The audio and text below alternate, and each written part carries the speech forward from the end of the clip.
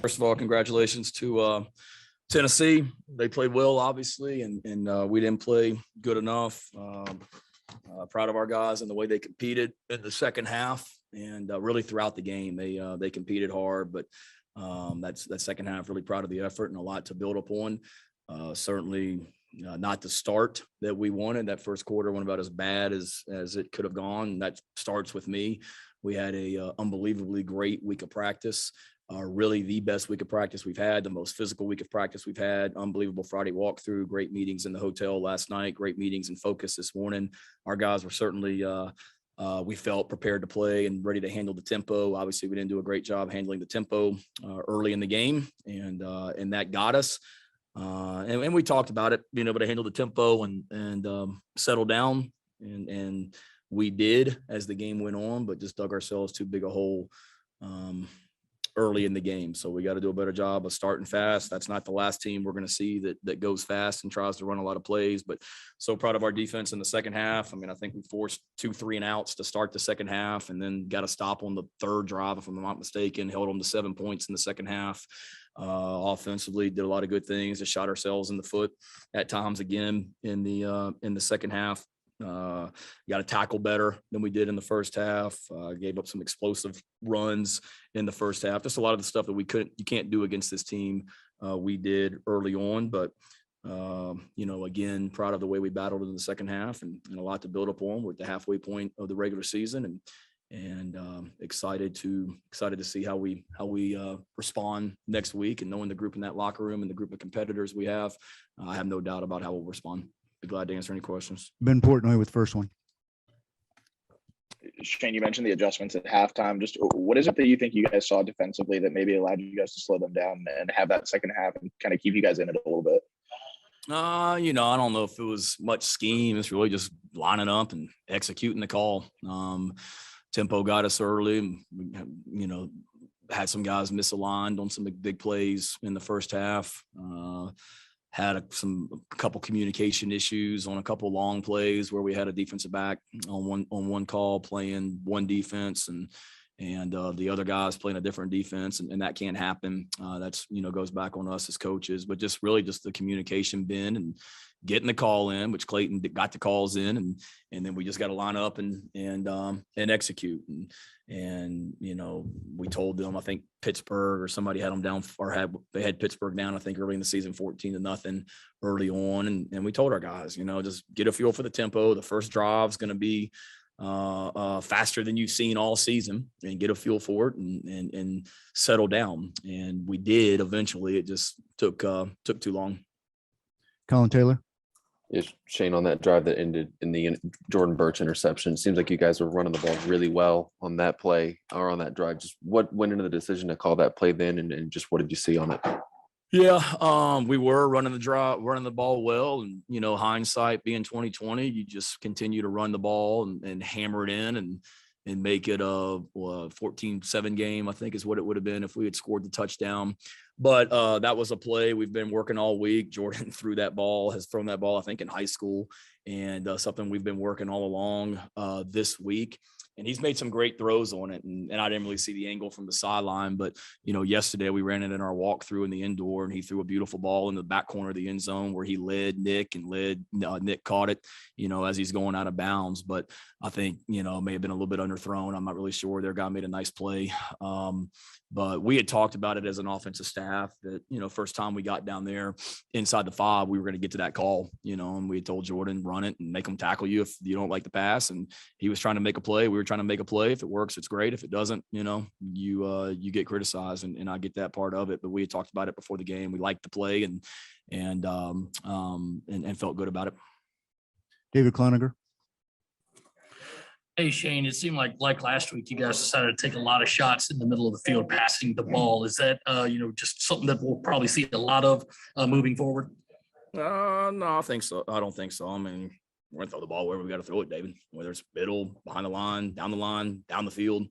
We threw the ball downfield some today too. So if the middle's open, we're going to take it. And, some of the stuff they were doing coverage wise, some of the throws in the middle were open. And then we've got to be able to continue to push the ball down the field wherever we have to have to throw it. We had some guys open for some big plays late in the game. We got to be able to see and get to as well and continue to be more and more explosive offensively. Ben Briner. Hey, Shane, what did you kind of see in their punt coverage that made you think that fake was going to work, and how did you see it? How did you kind of decide when to kind of go for that? Yeah, got you a fresh buzz cut, I see, Ben. Looks good. That was something that we had seen during the week. Watching video when a team, we call it punt safe, when we punt and they keep their defense on the field. It's something we noticed that their defensive backs that were a little bit inconsistent. We felt at just covering our gunners where Peyton Mangrum was lined up, and something that we certainly liked going into the game. If we got in a situation where they had kept their defense on the field, the punt before they kept their defense on the field, and I saw it that they didn't run with the guy and that it was going to be open. So, we had made the decision on that fourth down that we're going to put the punt team out there and liked our chances of being able to connect on that. And God's got a great arm. I mean, he's a weapon back there, and Peyton made a nice catch as well. Chandler Mack.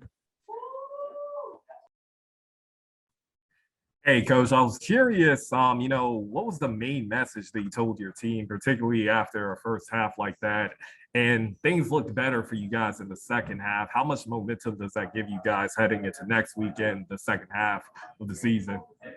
I would hope a lot. I mean, there was a lot of good from today and a lot to build up on. And it just such a bad first quarter. Was it 28 nothing, or 28 points they scored in the first quarter. As good as we've been on defense, and then offensively just weren't great early on. But our message at halftime was, Chandler, I mean, we felt extremely confident as a football team coming into this game. And I told those guys at halftime that the reason I felt so confident going into the game, I still felt the same way. The same reasons I felt confident going into it because of our team. Nothing had changed. Now we just had to play better and execute better. And we just talked about competing. Competition is a core value of this program. And we just talked about just going out there and competing. And in our facility on the wall outside the meeting rooms, there's something on the wall that says your reps create your rep.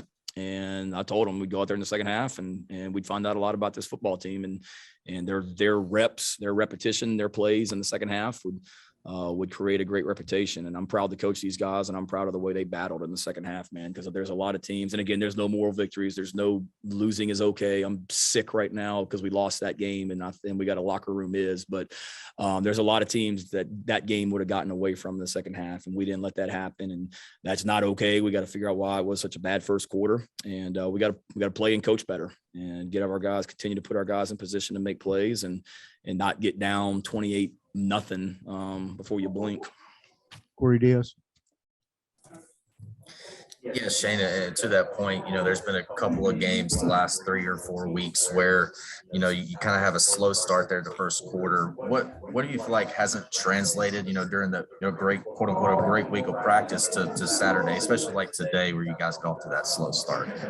Yeah, I don't know. We got to continue to look at it. I mean, we everything was fantastic right up to kickoff, and then give Tennessee some credit too, man. I mean, they're good. They did what they did to Missouri last week. They're playing well. The quarterback's playing well for them. We knew we needed to affect the quarterback, and he was 17 of 23 for 225 yards and 3 touchdowns and ran the ball for close to 100 yards. So obviously we didn't do a great job of affecting the quarterback and give Tennessee credit. And, I think the biggest issue today was we obviously weren't as ready to handle that tempo early in the game as we needed to. But I really was proud of the guys and pleased with our preparation during the week. I was pleased with pregame warmup and the focus and the sense of urgency we had in pregame, the mindset in the locker room.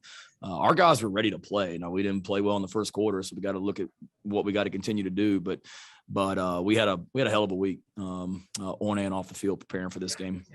Gene Sapakoff.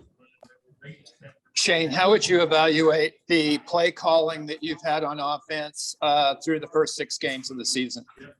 Good. How would you about? Okay. I mean, what do you want me to say, Gene? That I think it's been terrible? Are there plays that Marcus would like to have back? Yeah. Every single coach and player in that locker room would like to have plays back. Today's no question. I mean, if we could go back and hindsight being 2020, there's a lot of plays that we'd like to have back. There's a lot of calls that Clayton would like to have back. And when we're whatever we are offensively right now, it's not good enough. We got to be better, and we got to continue to coach and play better. And then special teams, defense, all that. I mean, we all had a hand in this thing today. When you give up, 472 yards of offense and let a team go 12 of 17 on third down, we got to be better on defense. When we ran the ball we had 75 plays for close to 400 yards and we're not as good on third down and didn't always score touchdowns in the red zone. And we had 2 fumbled snaps with the quarterback in the center. I mean, there's a lot that we all can be better at, myself included. Take 2 more. Hale, then Phil. Hale. I was going to ask you about those fumbled snaps between Luke and the center. What was going on there? Anything in particular, or just bad luck? I don't know. I don't know, Hale, because it hasn't been an issue in practice. And I don't know. I don't think Luke's trying to protect his foot and get his foot out of there too quickly and pulling away. It's something we have to look at. It hasn't been an issue in practice. And all of a sudden it popped up twice today, and they were critical. The first one obviously was a turnover.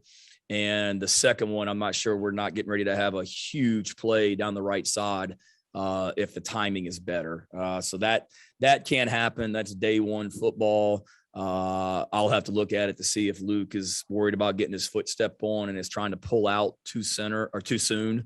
I don't know. But it hasn't been an issue until today. So we obviously got to get that corrected. Last one, Phil Kornbluth. Hey, Shane.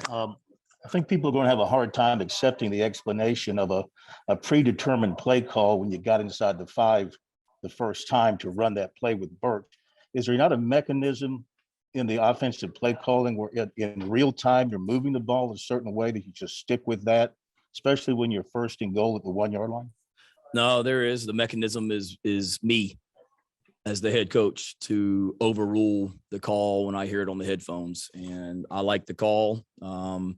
Worst case scenario, you got a 270-pound guy that runs probably a 4.5 40 running the ball that they have to tackle. And it didn't work. Like I said a few minutes ago, Phil, hindsight being 2020, sure, you keep running the ball and just hammer it in that situation. So there is a mechanism. It's me. And, like I said, we all got to play and coach better, starting with me. Thank you, Coach. Thank you.